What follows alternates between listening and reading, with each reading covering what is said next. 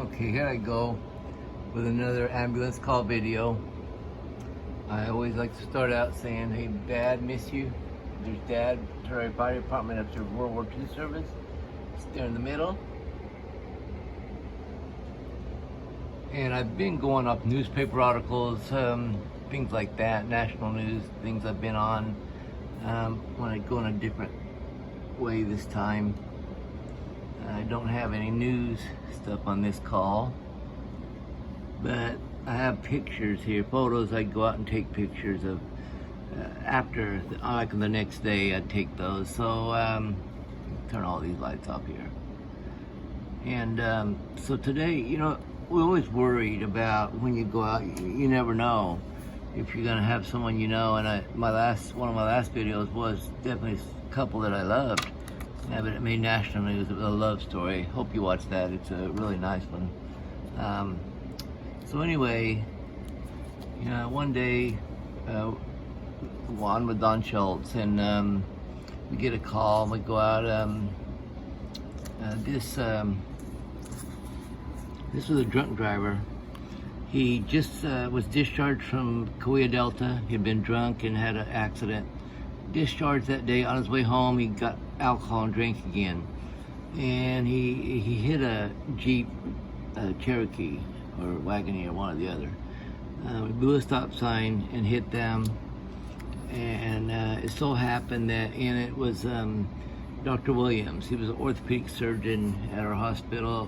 No one loved him, worked side by side with him, and it was his vehicle. It was his son in the Jeep, and this is it. This is what we pulled up on. And you know, when you see a vehicle like that, you don't expect anyone to be alive. And like I say, his dad was at the scene, standing there, and Don even asked him, do you want to take over? He was so shook up, obviously. He just said, no, you know, do your job there. So we began working on his son, and more pictures here. He was critical, as you might could tell. He ended up in the back part of the Jeep.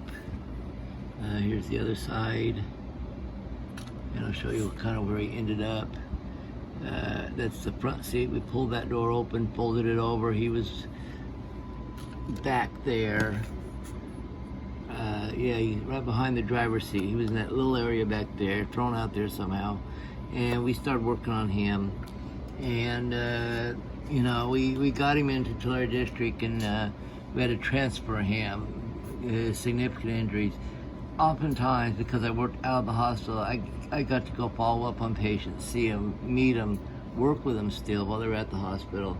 And that was so great. That was, you know, you get a lot of first responders take their patients in and never again hear what happened with them, if they recovered or not. So that was, in my case, that was it. But here, a couple years ago, I had to go to the hospital to get an x-ray. And I'm in there and talking to the guy. I saw his name was Williams. And so I said, oh, is your dad Dr. Williams? And he said, yes. And I said, wow. And I said, oh, did you have a brother that was in a terrible accident there? And you know, long story short, it was him. It was him. This is like full circle.